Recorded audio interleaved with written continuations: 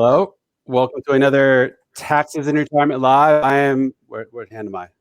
Andy Panko, host of, or owner of Tenant Financial. I'm here with a special guest, Liz Hand, host of Pleasant Financial Conversations. Hello, Liz. Hello. Nice to be with you today, Andy.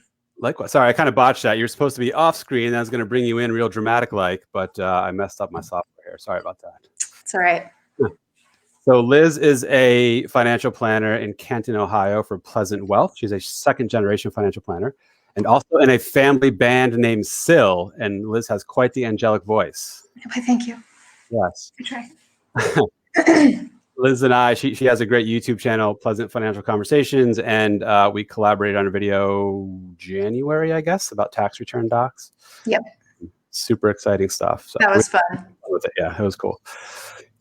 So before we get started, so this is going to be retirement considerations for single women. So Liz, you work mostly, if not solely, with single women, typically near or in retirement. Is that right? Correct. Awesome. So yeah, so I'm looking forward to, I'm sure you got a lot of great things to share with us. Before we get going, let me just share the disclosure. As always, this video is only general explanations and education. It is not specific tax, legal, or investment advice. Before considering acting on anything you see in this video, first consult with your tax, legal, or investment advisor. That applies for myself and Liz just the same. We are here just giving helpful hints and education. We're not giving specific advice to anyone. Furthermore, Liz and I are not in any sort of professional affiliation. We're just kind of mutual acquaintances in the advisory world through meeting online, but otherwise, she and I are not affiliated. So Liz, it is St. Patrick's Day, right? Happy St. Patty's Day. Likewise. I'm not wearing green. I just realized now I'm wearing red, so be it. But I have a question for you, Liz. Okay. What does it mean when you find a horseshoe in Ireland? Good luck. Some poor horse is going barefoot. That's it. You're looking too much into it, Liz. Another question for you, Liz. Okay. What's Irish and stays out all night? I have no idea. Patio furniture. Oh, that's a good one. And finally, how many beans are in this can? No idea. 239. Do you know why? Nope. Because if there's one more, it'd be too farty. Yes, that's my attempt at being Irish. And I learned that joke from my wife's grandfather, who was from Ireland. Every time we had a family gathering that happened to have a bowl of beans, he always pulled that out on us. And I'm not sure if he knew whether or not we knew it was coming, but we always pretended like we didn't. And it was awesome every time, just the same. So that one will always stick with me. I was going to say that sounded like a very authentic joke. Yes, it was. Very personal. All right. So Liz, maybe quick little bit about yourself. I give a quick intro, but a little more about you, and then we'll get going with single women planning considerations. Sure. Yeah. So financial planner. I hail from Canton, Ohio, home of the Pro Football Hall of Fame. I am the least pro football fan that you've probably ever met to live in this city. Okay. I enjoyed my first game this year. Wow. Yeah. So first ever. That I intentionally chose to watch. Yes. Okay. Got it. Yes. I have been to parties, but I have never sat down, watched the game to watch the game. So, but yeah, I really enjoy what I do. My dad is a financial advisor. And so from a young age, 8th grade specifically, I did a summer internship for him, if you can do that in 8th grade. Okay. And kind of followed him around at the office, got to sit in on one financial meeting and was kind of hooked at the depth of conversation that you can have with people and really the impact that you can have with them on their money. So. And did he maybe where did the women focus, single women focus come in? Is that what your father did, or is that something that's more your own doing? No, that was more my own. Now my dad is pretty artistic in general. Okay. So his messaging sounds differently than your average advisor. And I think that has resonated more with the women in this community, but that wasn't his focus. He works more with business owners. Okay. But for me, it became a focus. I had a series of events in 2014 that occurred, some just within my personal life. One of my very good friends, her husband passed away suddenly. in a boating accident. And I watched just the chaos that ensues all around that. And even, for a 20 something year old in our simple financial structure, just how many hoops she had to jump through, how many really difficult conversations she had to have, just saying like, I'm sorry, my husband passed away. I can't get him on the phone. Can you please help me? And they said, nope, we got to have this. We got to have this. So I watched that happen. And then at that point, we had just purchased a business and I was starting to work with my own client base. And one of my clients' husbands passed away unexpectedly, and saw a very similar transpiring of events. But I recognized the role that I was playing in that as I engaged with her. And I just saw how this industry has been shaped, and the words and the way that we approach it is very masculine in nature. And so for a woman who is forced into the driver's seat of her finances, either by choice of, just facing a new life event like retirement, and all of a sudden is like, oh, I got to step up my game here.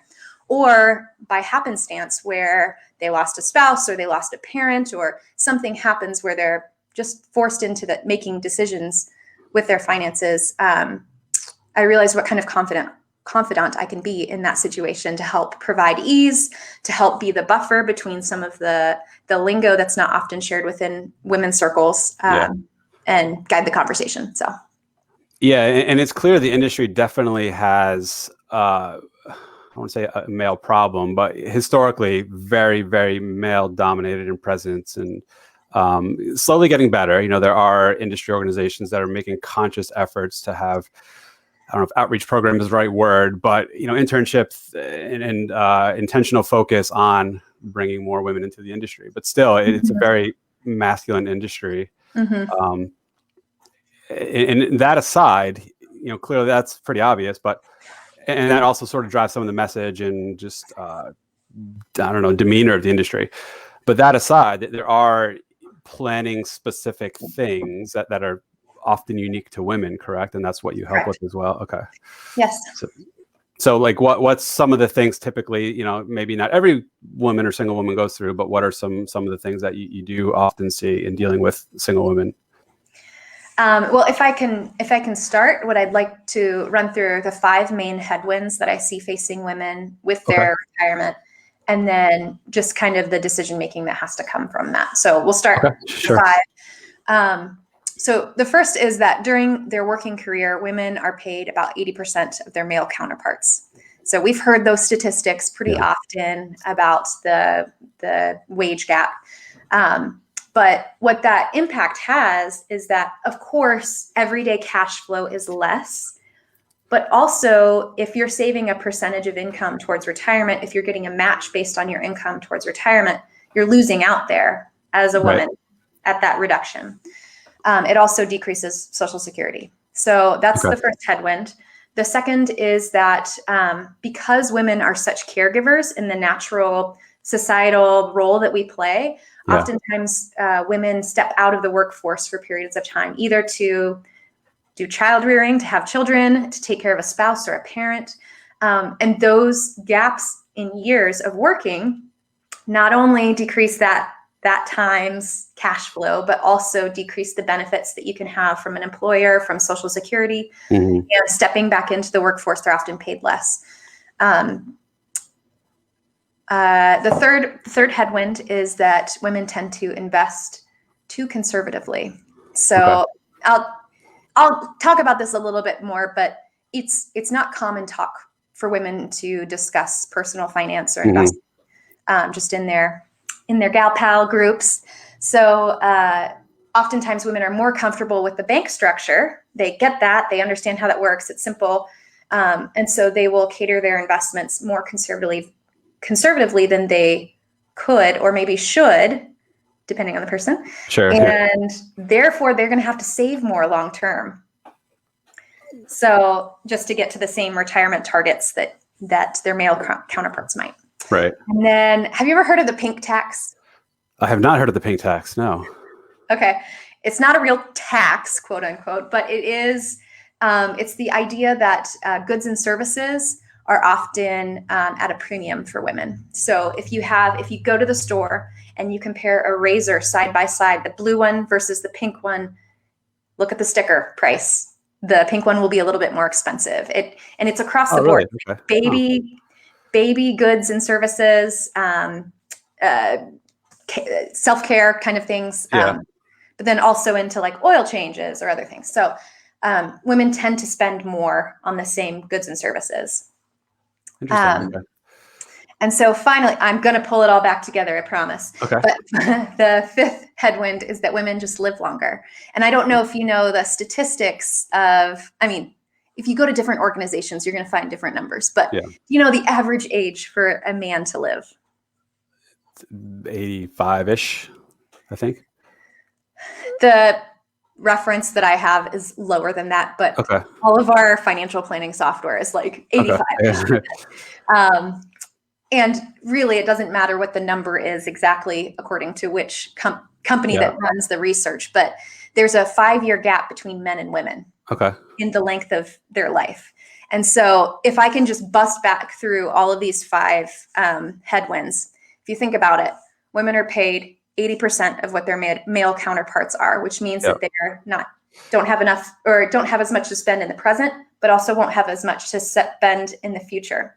Then they have employment gaps, which not only creates a decrease in their pay today, but also in the future.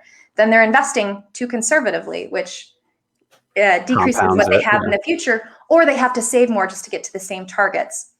They're paying more for goods and services, and they're living longer.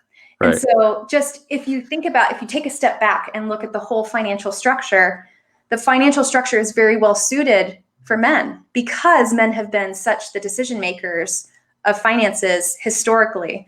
But the tide is turning. Mm-hmm. And I'm not sure if you've heard this statistic or not, but by 2030, women will control 2/3 of the nation's wealth. Oh, wow. I have not, no. Yeah. Okay. Yeah. So for an industry that is so shaped towards men, women just have, there's a difference in the way that women approach personal finance. Right. So I'm curious what you think about that, because I just busted through a bunch of facts there, but what are your thoughts? No, the pink tax, I wasn't aware of that. I mean, I know obviously longevity, that's fairly well-known fact that women live longer by a few years. Wage gap, unfortunately, yes, most people are aware of that. Same thing with leaving the workforce. I never really, to tie it all together in one shot, right? They all sort of compound each other, not in a good way. So, it was interesting to have them all laid out on a plate like that and be like, look, these things all converge. The other thing that was interesting, I always known it was a male-dominated industry, and still is, unfortunately, but didn't stop to think or realize that the way the industry is structured is also a byproduct of being dominated by males, and therefore there's a sort of structural male bias towards the whole thing, right? And how the system works, how you think about investments. That's an interesting thought. I hadn't thought about that before. Just for people at home watching, feel free to drop questions in, comments. Liz is cool with taking in questions and comments along the way as they make sense. So don't hesitate to plop your comments in here. Now, interesting thought. I'm curious your thoughts. I don't know what biologically, demographically, whatever. So like women, whether it's raising children or otherwise being a caregiver, that's sort of like, I'm thinking about my kids and my family. Like if my wife had job shared for a handful of years while, after having second kid, and my kids wouldn't have wanted me home. And like, I don't know that I would have able to come close to giving as good of care and nurturing as my wife did during those years. So like, can we ever really get over that aspect of the 5 things you just mentioned? Or if not, like what could be done to try to make it better? Yeah, I guess because in my marriage, and we have a traditional marriage, husband and wife, we are pretty flipped in it. I see the future. I see that there is some goodness in store. I think there are 2 trends in societal pressures that keep us in this structure. One is that men are praised for the paycheck that they bring home. Mm-hmm. And there is pressure for them to produce something like that for the family, to provide. Women don't have that same pressure. So stepping in and out of the workforce, it doesn't weigh the same on women. Women have the societal pressure of caregiving. And so if they are choosing, like myself, to be more in the workforce, there is a guilt associated with not being at home. But I just see, at least within my own marriage, that my husband, Nate, he does child rearing very differently than I do. But it's so interesting. Like he gets out with my kids so much more often than I ever would have. Like I would stay in the home and probably do crafts or something. He gets them out to the park and they run around and things like that. So I think if there is societal acceptance that a man is validated in his role as caregiver, where he can go to the doctor's office and take the kid through the thing and the nurse not say, oh, did mom send you with this packet of good stuff for your kid? No, he's just a good, solid dad and did all the planning himself and didn't need my help. And coincidentally, he does it much better than I would. But so I think there's that pressure that has to be dismantled before you can fully get past some of these headwinds. Right. That makes sense. So just quick comments from other people. I guess this is about the pink tax. Dry cleaning costs more dry clean a woman's blouse than a man's shirt. Haircuts. Yes. I pay $16 and I feel like that's a lot to get my haircut. Okay. And just looking what else we got here. Okay. Really nice presented with the 5 points. Good. Okay, cool. So as we tie it back, your group is obviously taxes in retirement. And what I have painted is this very dreary picture of something that if someone is very close to retirement a woman that close to retirement might feel like, well, just throw up your hands. We're screwed anyway. Yeah. Oh, well, but that's not actually the message that I want. With these 5 headwinds that women are facing, I encourage women to start leaning into the conversation from a very feminine perspective. So there's a book out, and I don't quote this book. I reference this book often, though I've never read it. I've only heard about it. And it's Men Are Waffles, Women Are Spaghetti. Have you ever read it or heard of it? I have not, no. Okay. Sounds interesting, though. Yes, it's just the idea that men tend to compartmentalize life like a waffle. So each little component of life is separate from each other. And women tend to blend everything together where you can't find one, you can't separate out one from another. And so when it comes to the financial planning conversation, when it comes to the investment management conversation, what I often see is women feeling silenced because they haven't found a way to connect it to every other part of their life. Okay. Because women are so caregiving oriented or family oriented. The dollars and cents and how that actually connects back to their kids or to their parents or to their own life in the future, it's just not being presented in a way that makes sense to them. And so when what I will often see in engagements that I have when I'm working with a traditional couple, and the husband is engaged in the conversation and he's digging down into the details of the investment, let's talk about the beta, or let's talk about standard deviation or the returns, the 10-year returns. She's checked out of that conversation because that doesn't matter at all to her. It doesn't connect back to how that's going to impact her ability to retire in the future. Right. Okay. Yeah. Go ahead and comment I was going to cut you off.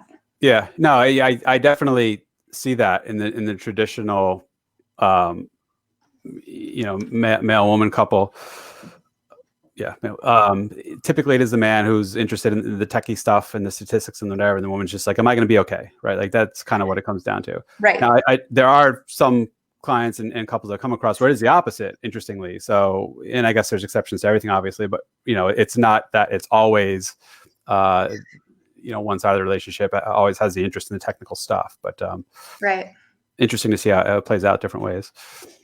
Yeah. So, women sitting around in their 20s, in their 30s, in their 40s with their gal pals, they are often talking about relationships, about how they're engaging with their mother-in-law, or what it's like to have a baby and what that makes them feel like as a woman. Men don't have that level of conversation when they're drinking beers with their buddies on the golf course. Right. They might get more technical into, oh, well, my portfolio does X percent every 10 years, or I'm not taking on as much risk as the stock market. And so men develop a muscle memory of being able to talk about investments in a very, very technical way, just casually through their friends, that women have never participated in, or very unlikely have participated in. Yeah. And I think it's okay. I think it's okay that women haven't gotten into the nitty-gritty of a portfolio. I think it's really important for a woman to bring in these ideas of like, how does this actually connect to my goals? How am I going to be okay? What does this mean for my children? How do I make the decision of whether or not to, I don't know, make a gift or put money towards a 529 for my grandkid, or whatever the question is. Right.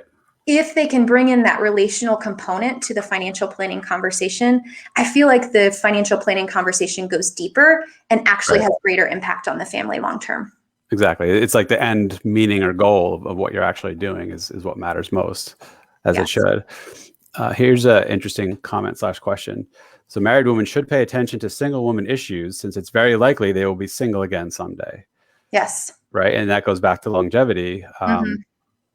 More times than not, the woman outlives the man in traditional marriage. So do you, maybe step back, broader question, like how do you, whether it's someone who's already single or a traditional married couple, where you want to discuss the likely, not inevitable, what the likely, what do you do? How do you approach things differently to make sure all this messaging comes across and these, women unique issues are addressed and brought up and understood? It's touchy, but it's doable. So do you know what the average age of widowhood is? I don't. I'm like 70s, mid 70s, maybe. I don't know. I really don't know, but I'm interested to find out now. Yeah, you'll be surprised. It's much younger. It's 59. Wow. Okay. Would not have guessed that. Yeah. So if you think about a woman who doesn't have the muscle memory of having very technical financial conversations, becoming widowed or single with the gray divorce that is so prevalent these days, becoming single right before making some of the largest financial decisions that they will make of their retirement and how they structure their income, which is your wheelhouse and my wheelhouse. Sure. It is completely overwhelming to have to deal with the grief of unwinding a life that you thought you might have in retirement. Yeah. But also making plans for the future and taking each step forward so that you ultimately have the life that you want and don't just kind of fade away with, oh, this life wasn't what I wanted. C'est la vie. So to go back to what your question was, how do you actually bring it up? The conversation that I like to have about, let's think about the woman's perspective in this. Let's bring her into this conversation is actually through the Social Security decision. Okay. I really love Social Security strategy conversations. I think it's like nerd alert. I talk about it with my kids. No, I don't talk about it with the kids. They would probably love it too, I'm sure. No, I think because of that idea where men compartmentalize decision making within the framework of one thing by itself, and of course that's a broad generalization. You might not, and some of your listeners might not. But if you think about the Social Security decision, what I often hear from the male spouse is, well, I just did the break-even calculation and it says I'm going to break even at 85 and I'm pretty sure I'm not going to live that long. So I'm just going to collect it at 62. And if he was the breadwinner, that is the dominant Social Security bedrock income foundation for the family.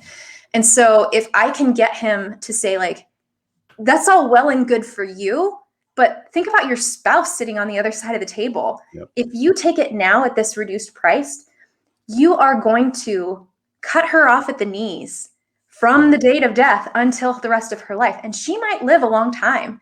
And so if we can build in a couple more years, maybe build in some sort of bridge strategy with the investments, or figure out a good retirement process so that the Social Security is extended, then her foundational income is much more stable long term, which means her stability as a person, as like being able to do the things that she wants to do or needs to do in life is stable. Yeah. I'm using the same word twice.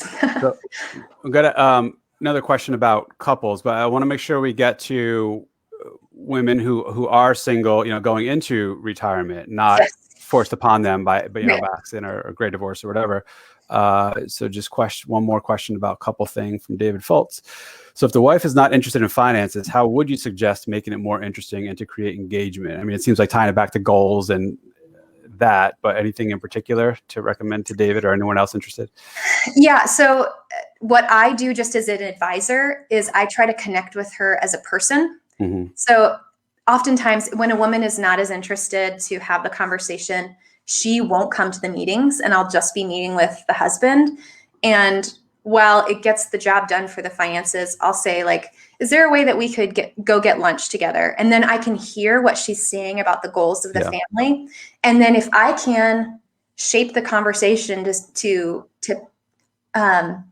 showcase how we are making plans to help her get the lifestyle that she wants in retirement, she can become more engaged. You got to engage the relational side of her and connect the dots there. Yeah. So you got that, Dave Fultz, or maybe he compartmentalized it away and he's thinking about like grilling sausage and watching football or something. Anyway.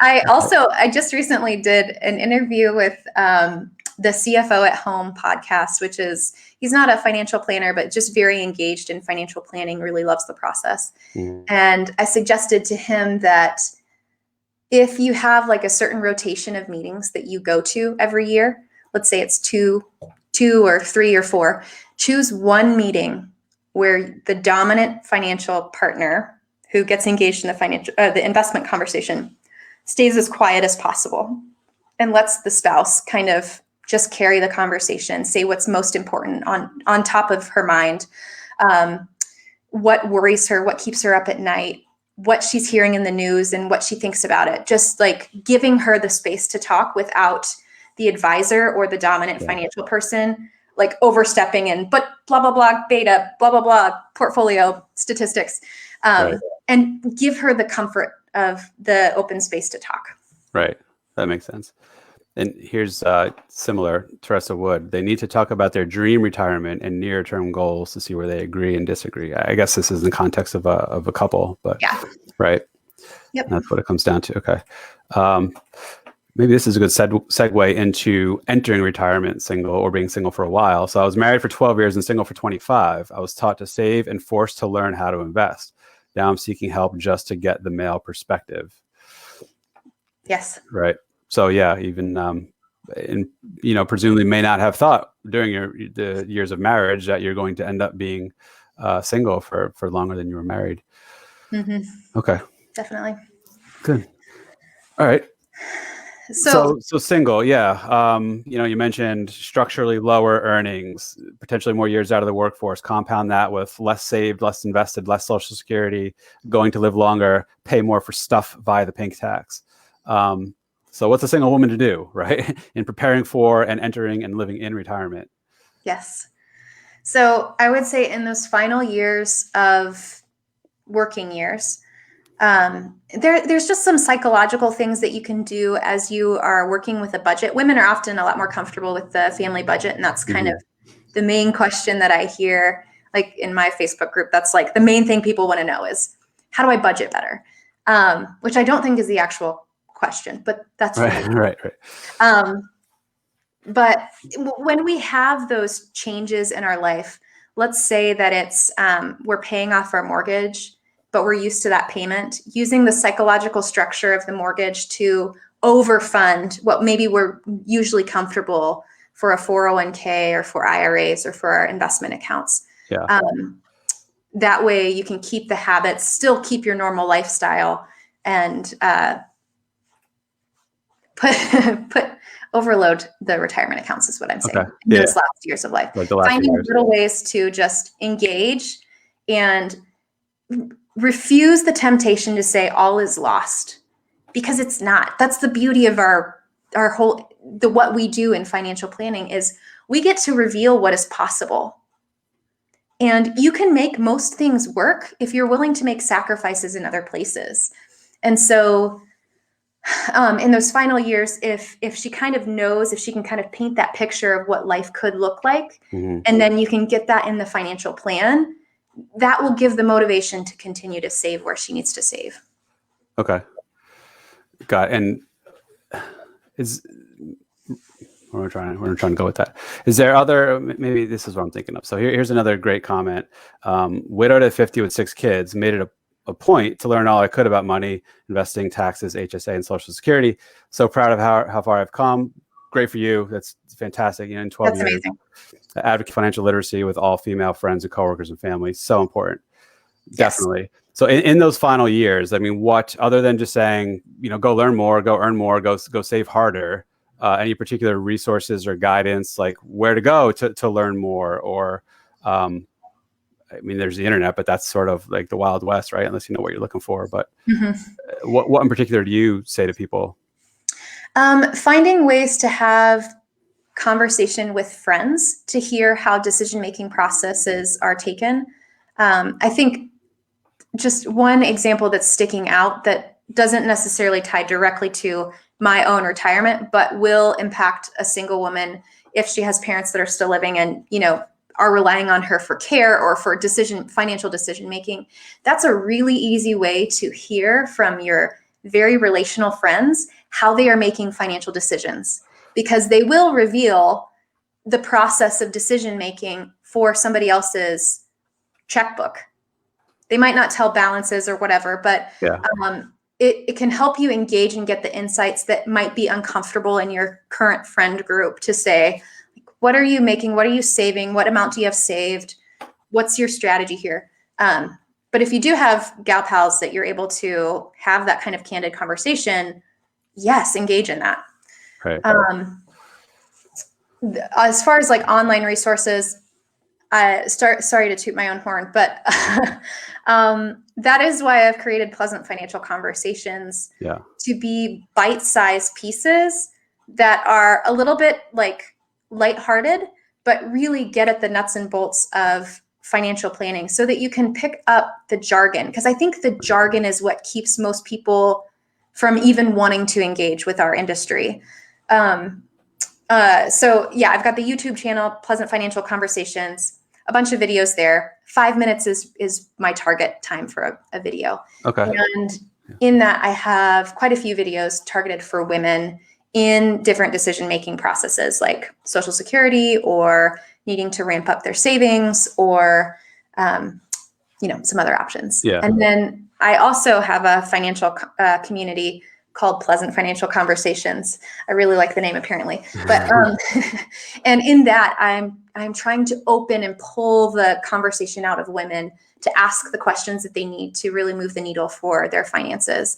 I'm also using more of a feminine approach to the meaning of money in our lives, which is kind of a feminine thing to do, is to apply meaning to an object. Yeah. And that's not saying that men don't do it. It's just a feminine characteristic held by everybody, but it's a more feminine. Yeah. Okay. Anyway. And that group, that's your, that community, that's the Facebook group you're referencing, right? Yes. Yes, that's indeed. Pleasant Financial Conversations as well. Indeed. Okay. And it's for women only. So. Got it. Yeah. I joined, but he already told me no. Kicked him out. Here's a good one. So one challenge I've had is either being talked down to by financial planners, even if they're women. How can we be clear about our needs as a single woman so they may have more empathy and understanding? That's a good one. Yeah. Wow. That is pointed. How can we be clear about our needs as a single woman? I think if you have that trusting relationship with the advisor, I imagine it sounds like, just from what I'm hearing here, it's not a trusted relationship because you feel talked down to. when you have a really good, solid relationship with a financial planner, you can speak on your own level and they will understand. Yeah. They'll be a good listener to be able to respond in the way that you need to. And so if married financial planner is just not getting it, then you say, I'm sorry, like, I understand, but you're just not getting it. And that planner should be, in their professional capacity, able to step back, take off that lens and realize what the financial issue is and actually address it in the way that you need. Right.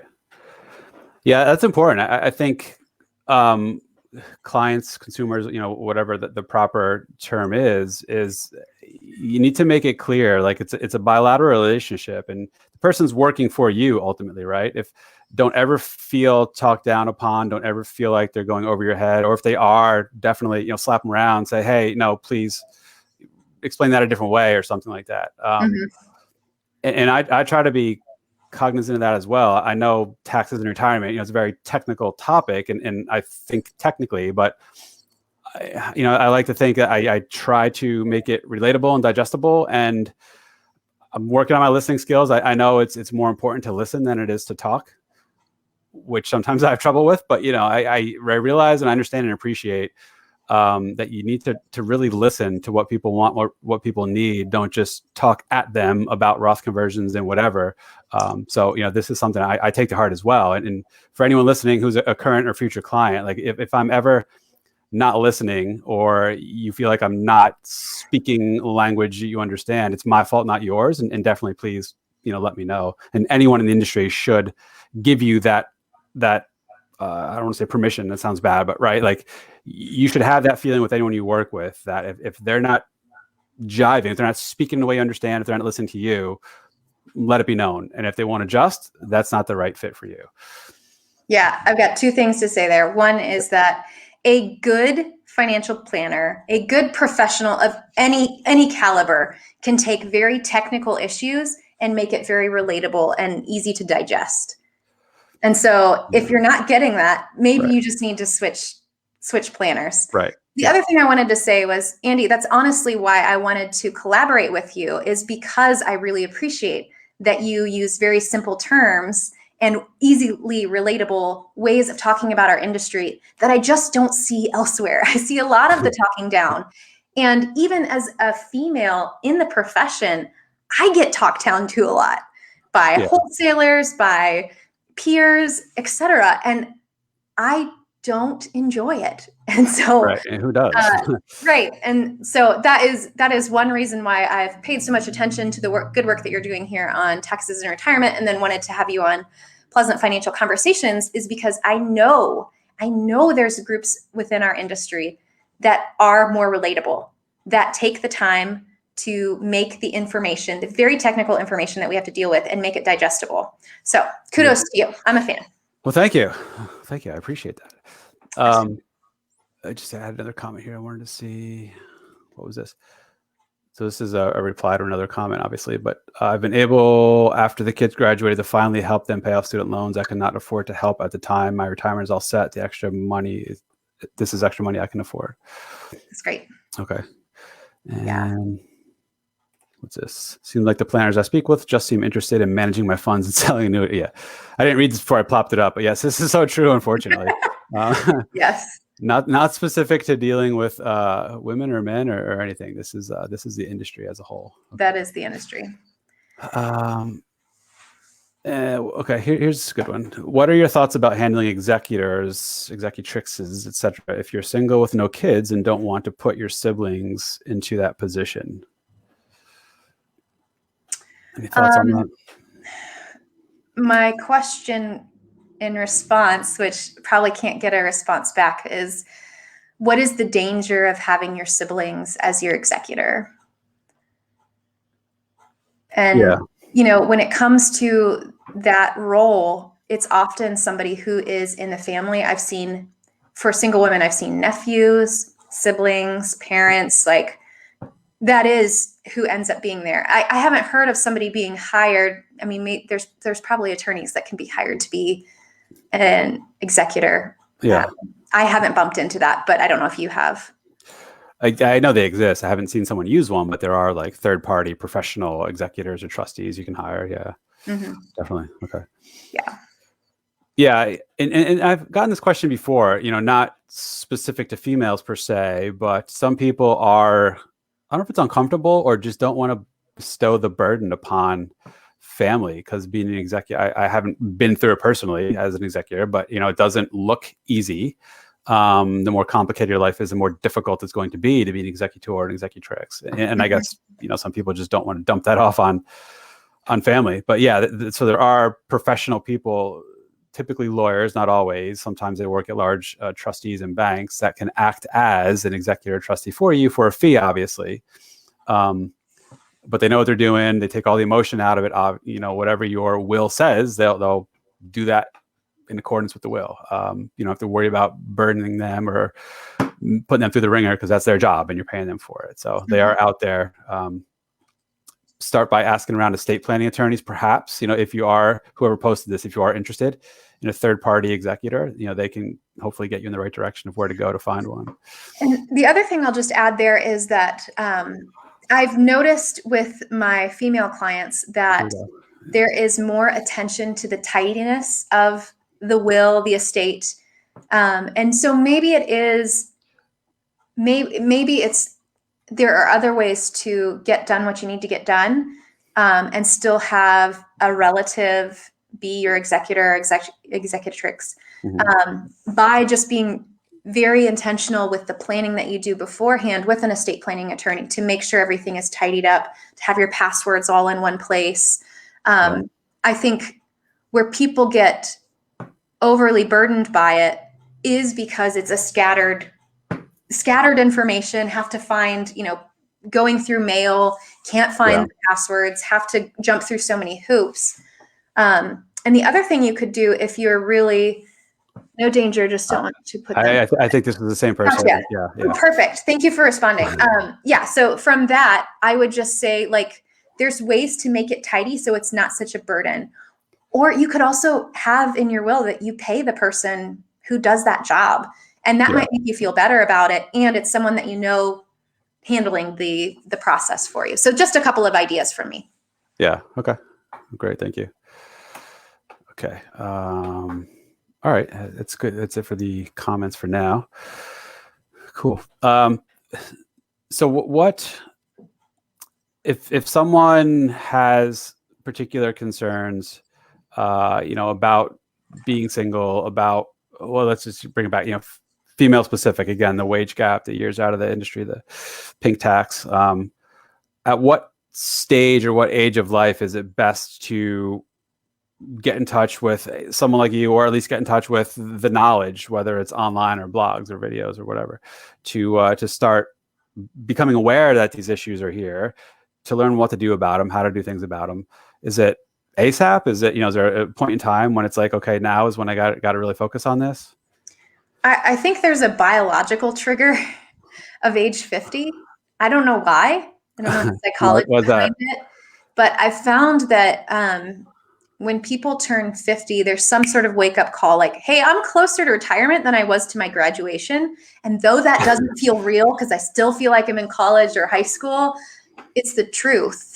It's just math. So I think that's usually a wake up call. And actually, that's a really great time to lean in, because you're at that higher, you're probably being paid more than you ever have been in your life. And so if you're needing to make up for lost time, you've got the catch-up contributions working in your favor, you've got higher income working in your favor, and you've got the personal motivation. And so I've seen some single women easily save about 25% of their paycheck towards retirement, just to kind of get caught up. And if you can capitalize on those times where big expenses are ending and you continue it, but use that capital towards retirement, that's a really great way to use the time where you're really clued in on what's happening for retirement.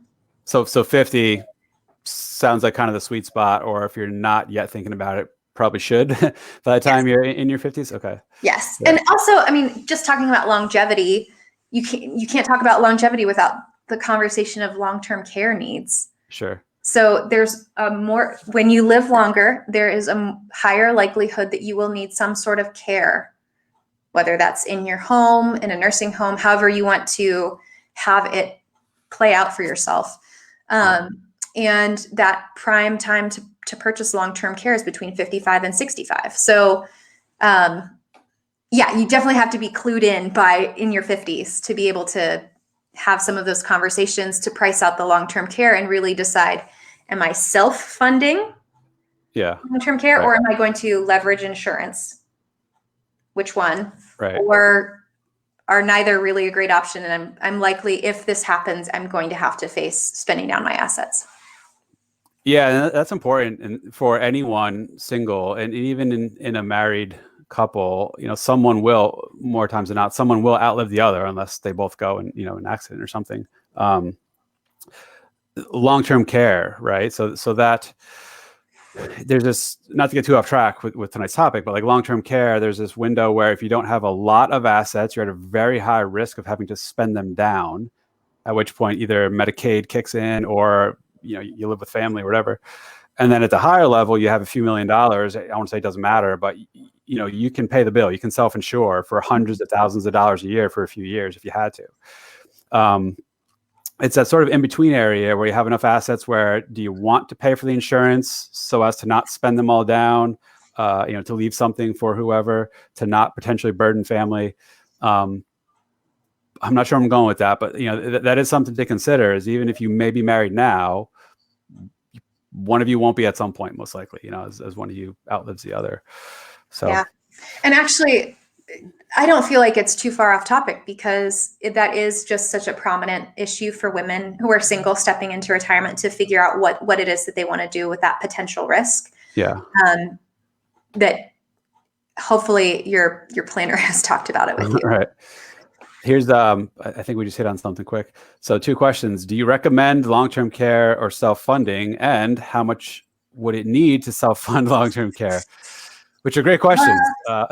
Great, really hard to answer questions. So what's your approach? And I'll give my answer too. I'm curious what yours is. So when having this conversation with clients, like what dollar amount do you assume? Assume someone, whether single or married, doesn't matter. They're 55 now. You're having this conversation. What do you say to expect as a realistic expense, and for how long? So the average stay in a nursing home is between 2 and 3 years. And I already mentioned I'm in Ohio. I don't know what the expense is at your average nursing home, but in our average nursing home, it's between $6,000 and $7,000 a month. Okay. For full-time, round-the-clock care type place? Mm-hmm. Okay. Yes.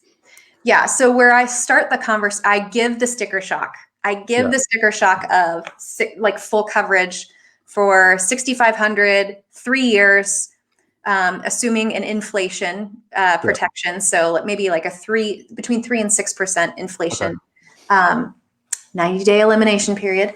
Yes, and just give them the sticker shock of that. And I have never had somebody move on that ever. Move on what? Move like buy it at that high price.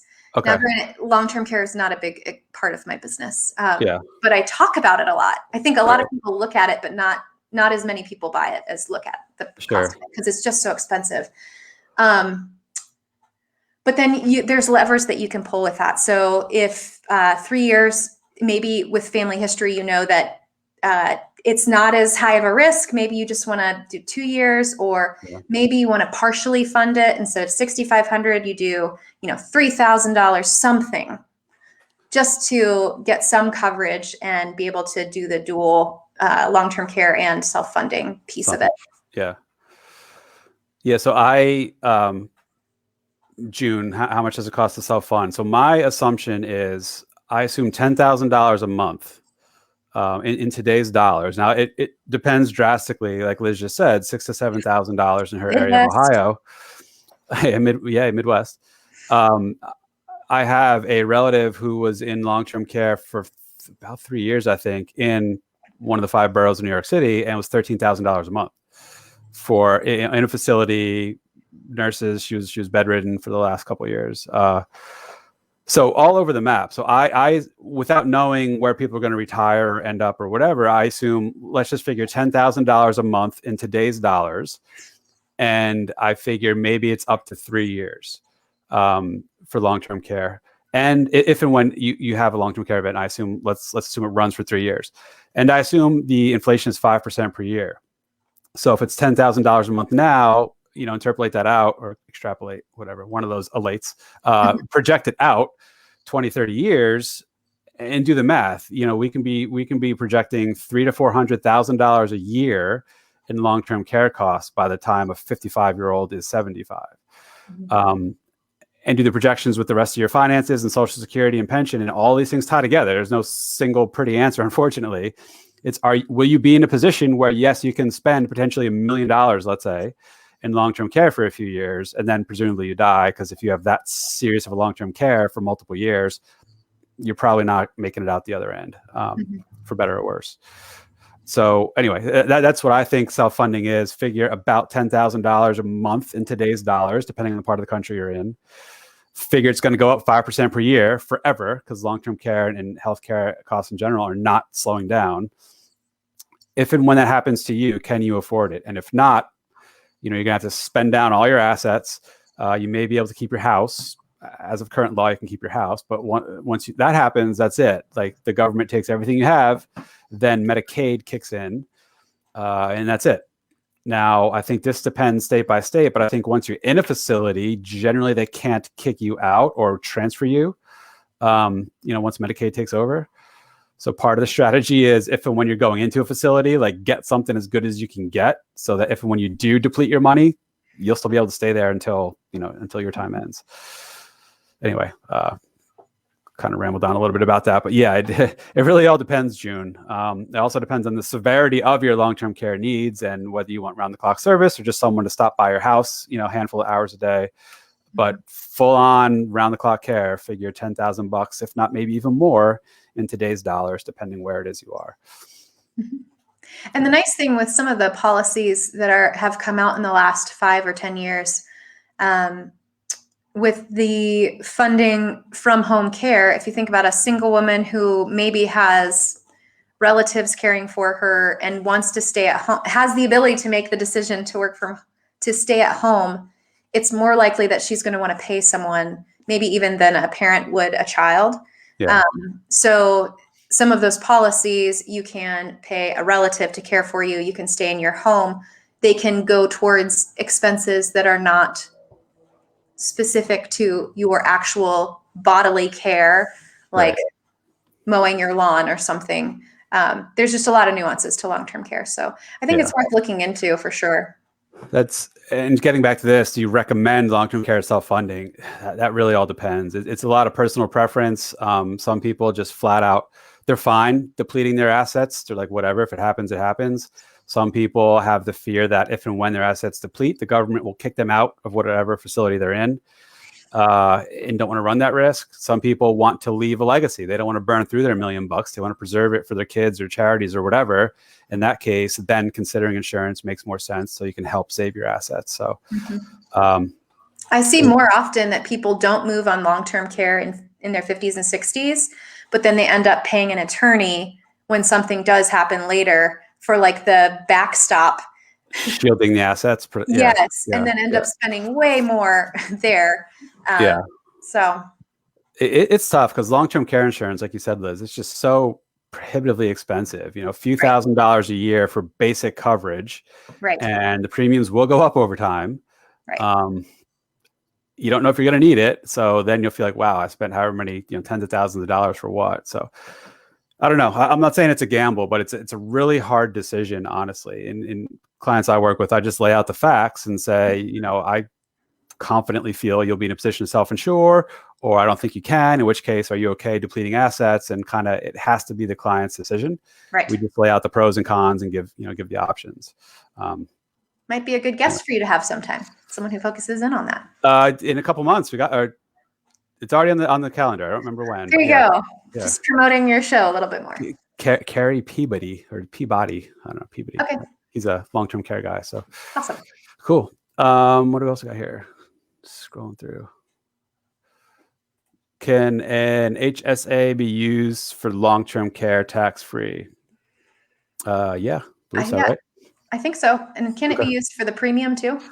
Yes, it can. So generally speaking, HSA money cannot be used to pay for health insurance premiums. There's a few exceptions: COBRA, Medicare, but not Medigap, and long-term care insurance premiums. Yes, good question.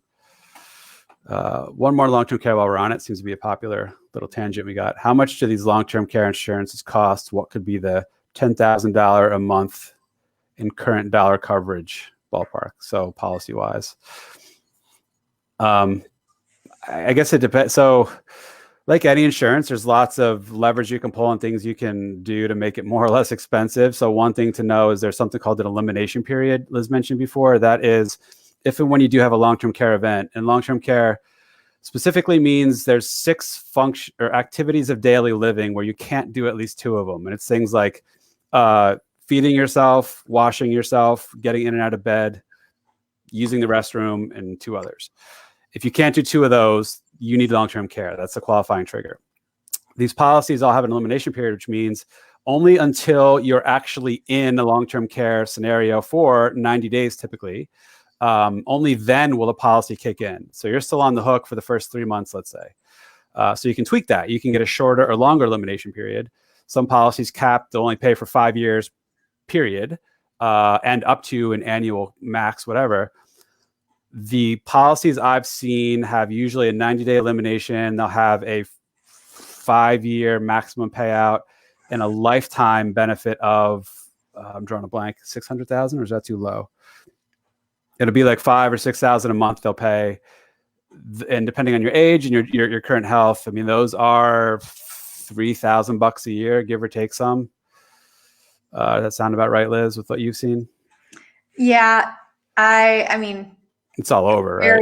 It's all over the place. And there's so many different structures of it. I think save these questions and ask Carrie Peabody. Right. Yeah, that's good.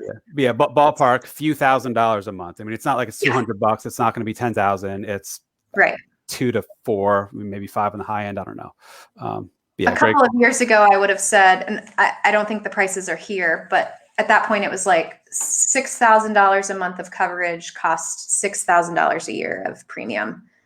And that was just for traditional use it or lose it coverage. Okay. And so that's not even the best type of coverage to have. So yeah. And age matters a lot too, right? I've seen people get policies in their 40s or 50s where it's relatively, I don't want to say inexpensive, but a couple thousand a year versus you try to get a policy in your 60s. And if you can even get one, it's going to be real expensive. Right. All right. Yep. Okay. So that's it for long-term care for now. What else you got, Liz? Well, I'm curious. I'm going to give a little bit of time for the ladies to ask any final questions that they have. And while they're doing that, I've got a fire round of questions for you, Andy, just because you have such a nice following here that really appreciate how awesome you are. So I'm just going to ask you a couple random questions so they can get to know you better. Sure. Do it. All right. You're not working and you find yourself with a spark of creativity. What are you doing? Woodworking. What are you making? I almost agreed to make a swing for a local person I found in a Facebook group as a photographer who found this like artsy looking wooden collapsible swing she wanted. Almost got myself roped into doing it and then realized I'd be in over my head between tax season and clients and she needed it done soon. I'm like, I can't do it. Yeah. That's awesome though. Yeah. But basically whatever, I don't know, wooden box out of view. I make stuff like this for the fun of it sometimes. This was just I had a bunch fantastic. I love the different kinds of woods. Yeah, thanks. It was random, like a bucket of random leftover woods. That's why it's all different things. I figured let me make a box out of it. After I made it, I realized it kind of looks like an urn almost. So it's a little weird in that sense, but just put your name on it and you've got your I'll end up in here one day. Yeah. How morbid. Okay. What was the first concert you ever attended? Cranberries. Oh, nice. Kind of a little embarrassing, but yeah. All right. Yep. What is How about you? My first concert, Rebecca St. James. And it was in like 6th grade. So she's a Christian artist. Oh, okay. For this small Christian town that I was in. Okay. At a Christian school. What's your favorite financial word? Maybe one that you use a lot. Financial word. That's a tough one. I don't know. If it's a stumper, that's fine. Yeah, I don't know. All financial words are equal. There you go. Right. I don't discriminate. What's your most used emoji? Because I know you're a emoji king. Probably one of the smiley faces, or the person raising their hand asking the question. I like. That's a good one. Yeah. That's good. All right. Any questions come in? No, we got, I don't know what this means. 50,000 for asset plan. No, it's a statement, I guess. Okay. No, we got some other comments about long-term care insurance. And just scrolling back up here. Long-term care, that turned into a big one. Cool. Okay. No, looks like that's what we got. We addressed them all before. Let me just go back up to the top, make sure I didn't skip anything here. Yeah, it was important. So actually, let's just recap this quick for June. So June, I guess, may have joined a little later. So what are the specific headwinds for single women? This was sort of like June. This was a whole structure of Liz's bit here. There's 5 things in particular, right, Liz? Can you just recap those quickly? Women are paid 80% as equivalent to their male counterparts. Women step in and out of the workforce often, or more frequently. So there are pay gaps, which impact current and future savings. Shoot, my notes here. Women tend to invest too conservatively, and so therefore they're going to need to save more towards retirement, or they're going to be living on less in retirement than their male counterparts. There's something called the pink tax. And if you want to hear more about this, Trevor Noah did a fantastic satirical documentary on it with Sally Krawcheck from Ellevest. You should watch that. Pretty cool. And it was all about the pink tax or whatever word he gets to it? Well, okay. Yeah, some of these headwinds that face women. Okay. And then the 5th is that women live longer, about 5 years longer than their male counterparts. The study that I had said that men's average age is 76 and women's average age is 81, but all of our financial planning software says like 85 for men and 90 something for women. So but 5 years longer. Okay. And Kenan just brought to my attention, thank you. I guess I scrolled over a comment. Lady here, can you expand upon a woman's tendency to be risk averse and how might you address that with her in a conversation? Sorry for skipping this. Yes, what a great question. The way that I address it is I want to know how frequently she's checking her statements, because often human tendency, this is not male or female, is to not look at statements. And so in a traditional risk tolerance questionnaire, if she's testing pretty conservatively, but I know she's not checking her statements as often, I request that we can turn up the heat just slightly on the investments to do a little bit more aggressive so that she can get the returns that she needs without stretching her too much. Because I know that the 2 things, if she's not checking her statements as regularly, she doesn't get that instinctual, like, got to get out of the market right now. This is panic run type of reaction, which ends up just being very detrimental for people's retirement savings because of that gut reaction. But also I'm creating the relationship between us that we can have very candid conversations. So the level of trust that I try to build with a woman that works with me is one where she can say, I am panicking. And I can walk her through the process of stepping back and just saying, you know what, we're just going to let it sit for a little bit. Trust me, I'm on your side on this. We're going to walk through this together and get through it. So part of it is the trusting relationship with the advisor. That's how you can get her to invest more aggressively, slightly more aggressively. And the other is measuring her like human tendencies for checking statements. Right. Yeah, that's important. The sort of softer qualitative side of views towards risk, right? Here's a new one. Tell us more about recommended withdrawal plan for women. Is it 4% throughout or changes with age, assuming no other variables? So I know this is not popular opinion on this here, taxes and retirement group, but that's where I do think annuities can provide a stable foundation for women's retirement and give a little bit higher of income that you can't get from your portfolio. I never push annuities on people. I think that's counterproductive. But I do think that they can provide the stability that a woman needs to not outlive her money. So if we've got Social Security or a pension or STRS as the foundation, if she wants that extra layer of security with income, it's worth looking at an annuity and figuring out if it makes sense in her situation. And sometimes it doesn't. But I have noticed that women, because of longevity, because of their tendencies, might cater more towards the annuity and on one hand get oversold sometimes, but it actually could fit her situation sometimes. Right. Yeah, that's a great, I mean, annuities, we can talk about this for hours, but at its purest, an annuity is nothing more than a pension. And I think everyone watching and everyone who's going to be watching would agree they'd like to have a pension and lots of it, right? Because it's guaranteed, consistent, stable income for life. Sometimes it has a cost of living adjustment. Most annuities don't. I think actually now, I don't think there's any annuities that you can buy today that have an inflation adjustment, but some historical ones do.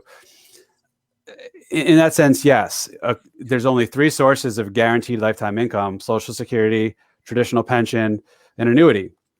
To the extent you want or need more guaranteed income and you don't have it or don't have enough through Social Security pension, annuity is the only option. Now, where things get muddied is there's so many different flavors and varieties of annuity, and some are just loaded, expensive, impossible to understand garbage. But in its purest sense, it's just a pension. You hand over a lump sum of money, insurance company gives you a payment for the rest of your life. Like, that's not a bad deal. Now they're not super compelling because interest rates are so low. The amount of payment you'll get isn't going to be a lot. And again, no inflation increase. So, I don't recommend people go overboard with buying boatloads of annuities and locking up all your money in this lifetime stream of income. But rounding out some minimum floor, again, Social Security and or pensions and or annuity to cover ideally at least your, I don't even say bare minimums, but you kind of your comfortable minimum amount of expenses you anticipate to have. Yeah. It's not that bad of a thing, especially if you don't have a boatload of assets where there's like negligible risk of it running out. And it's probably just sort of exacerbated for women, given the math of women live longer on average, right? That is what it is. Yeah. So yeah, that's a good idea. And just tying this into retirement income planning in general, like there's no one single best way to do it, whether pure annuity, pure portfolio withdrawal, pure rental income, whatever. It's really got to be this mosaic approach to figure out the best combination of these different things that makes the most sense without giving up too much freedom and optionality and, blah, blah, blah. So seemingly harmless question, but, painfully difficult answer, a complicated answer. And it doesn't help that we have such a history in our industry of overselling, pushing, getting people in binds, selling it to people who are too old for the product. So go into it lightly, but it's okay to open the conversation. Exactly. I'd agree with that. The industry did itself no favors in giving itself a bad rap, and rightfully so for a lot of the crap that's peddled. But and it's a shame because annuities do have value in the right circumstance, the right type of annuity for the right person. Okay. What else we got? A couple other comments about Social Security. Interesting comment. Think of Social Security as an annuity and raise the risk level a little on investments rather than doubling up buying an annuity on top of Social Security. And that comes back to, like you said, Liz, with maximizing the benefit, right? It's not just a break even on your own life. For anybody who's married, there's going to be a spousal benefit or potentially a spousal benefit for the survivor. You got to maximize that as well. And Social Security is the best annuity you can buy. So, make the most out of it, get as much from it as you can. Exactly. Okay. Looks like that's all we got. So Liz, if people want to have pleasant financial conversations, where can they go? All right. So you've got my Facebook group for women. Sorry, fellas. Pleasant Financial Conversations. And then for any gender, we've got the YouTube channel, Pleasant Financial Conversations. That's where I have those 5-minute videos talking about different financial topics, including some of those Social Security strategies in bite-sized pieces specific for women. And our website is pleasantwealth.com. Pleasant Wealth from Canton, Ohio. And you work with people all over the place or specific to Ohio? No, I work with people outside of the state. Okay. And people, if should they want to, can find contact info, ways to reach out to you through your pleasantwealth.com. Yep. Okay. Awesome. I guess that's it. Any final comments for us, for the crowd? I wish I had some luck-driven St. Patty's quote, but I don't. It's been a pleasure being with you today. You want one more joke for the road? I think so. Okay. Why are the Irish so concerned about global warming? Because they're really into green living. That's not very good. We probably should have ended on that one. All right. Well, Liz, thank you very much. It was a pleasure. Thanks for your time. Thanks for sharing your knowledge and experience with us. Yes. And take care. I will see you all next week. Have a good night. Thanks. Bye-bye. Bye.